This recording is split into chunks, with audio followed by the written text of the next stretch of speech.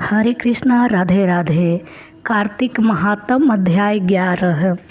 नारद जी ने कहा, एक समय जलंधर पत्नी सहित असुरों से सम्मानित हो सभा में बैठा था तो परम कीर्तवान श्री शुक्राचार्य जी वहां पहुँचे, जिनके तेज से सब दिशाएं प्रकाशित हो गई। गुरु जी को आता देख असुरों सहित सागर पुत्र ने उठकर बड़े आदर से उनको प्रणाम किया। तेजस्वी शुक्राचार्य जी ने सबको आशीर्वाद दिया। फिर एक आसन पर बैठकर सब दैत्य भी आया स्थान पर बैठ गए और सागर पुत्र ने नम्रता से यह प्रश्न किया कि हे गुरुजी, राहु का सिर किसने काटा था?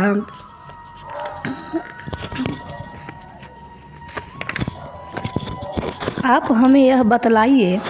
यह श्री शुक्राचार्य जी ने विरोचन पुत्र हिरण्यकशिपु और उसके धर्मात्मा पौत्र का परिचय देकर देवताओं और असुरों द्वारा समुद्र मंथन को संक्षेप में सब कथा कहकर यह बतलाया कि जब समुद्र में अमृत निकला तो उसे देव रूप में राहु पीने चला।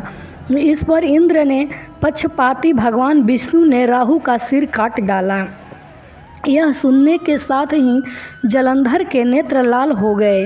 उनसे बड़ा क्रोध किया। फिर उसने धस्मर नामक दूत को बुलाकर गुरु का कहा हुआ सब वृतांत सुनाया और उसे यह आज्ञा दी, तुम शीघ्र ही इंद्रपुरी में जाकर इंद्र को मेरी शरण में जाओ। धर्मसर जलंधर का बड़ा निपुण दूत था। वह शीघ्र ही इंद्र की सुधर्मा नामक सभा में जा पहुंचा और जलंधर के शब्दों में कहा कि हे देवता धाम, तुमने समुद्र को क्यों मथा और मेरे पिता के सब रत्नों को क्यों ले लिया? ऐसा करके तुमने अच्छा नहीं किया। यदि तू अपना भला चाहता है तो उन सब रत्नों सहित देवताओं के साथ मेरी शरण आ, अन्यथा हे सूराधाम, मैं सत्य कहता हूँ कि तेरा राज्य ध्वंस हो जाएगा। इस पर इंद्र बहुत विस्मित हुआ और कहने लगा, पहले सागर ने मेरे भय से सब पर्वतों को अपनी कुक्षी में क्यों स्थान दिया और मेरे शत्रु दैत्यों की क्यों रक्षा की? इसी कारण मैंने उनके सब रत्न हरण किए हैं। मैं भी सत्य कहता हूँ कि मेरा द्रोही सुखी नहीं रह सकता। इंद्र की बात सुनकर वह दूत शीघ्र ही जलंधर के पास आया और सब बातें उसे कह सुनाई, जिन्हें सुनते ही वह दैत्य मारे क्रोध के अपने होठ काटने लगा और देवताओं को जीतने के लिए उनसे उद्योग आरंभ किया। फिर तो सब दिशाओं तथा पाताल से करोड़ों दैत्य उसके पास पहुंच गए। शुंभ निशुंभ सेनापतियों को साथ लेकर जलंधर इंद्र से युद्ध करने लगा। शीघ्र ही इंद्र के नंदन वन में उसने अपनी विशाल सेना उतार दी। वीरों की शंख ध्वनि और घोर गर्जन से इंद्रपुरी गूंज उठी। अमरावती छोड़ देवता उनसे युद्ध करने चले। भयानक मारकाट हुई। दोनों पक्षों के आचार्य अपने मृतकों को जिलाने लगे। असुरों के आचार्य गुरु शुक्र अपने मृत संजीवनी विद्या से और देव गुरु बृहस्पति द्रोणागिरी से औषधि लाकर मुर्दों को जिलाते रहे।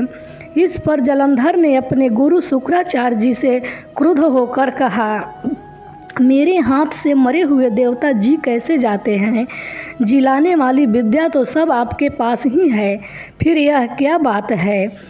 इस पर श्री शुक्राचार्य जी ने देवगुरु श्री बृहस्पति जी से द्वारा द्रोणागिरी से औषधि लाकर देवताओं को जिलाने की बात कह दी। यह सुनकर जलंधर और भी क्रुद्ध हो गया। श्री शुक्राचार्य जी ने कहा कि क्रोध क्यों होते हो? यदि शक्ति हो तो द्रोणागिरी पर्वत को उखाड़ कर समुद्र में फेंक दो, तब मेरे कथन की सत्यता प्रमाणित हो जाएगी। इस पर जलंधर क्रोध होकर शीघ्र ही द्रोणागिरी पर्वत के पास जा पहुंचा और अपनी भुजाओं द्वारा उसे जड़ से उखाड़ कर समुद्र में फेंक दिया। यह भगवान शंकर का तेज था। इसमें जलंधर की कोई विचित्रता नहीं। पश्चात यह सागर पुत्र युद्ध भूमि में आकर बड़े वेग से देवताओं का संहार करने लगा। जब बृहस्पति औषधि लेने के लिए द्रोणागिरी पर्वत पर पहुँचे तो द्रोणागिरी की जगह वहाँ पर उन्हें सुना मैदान मिला।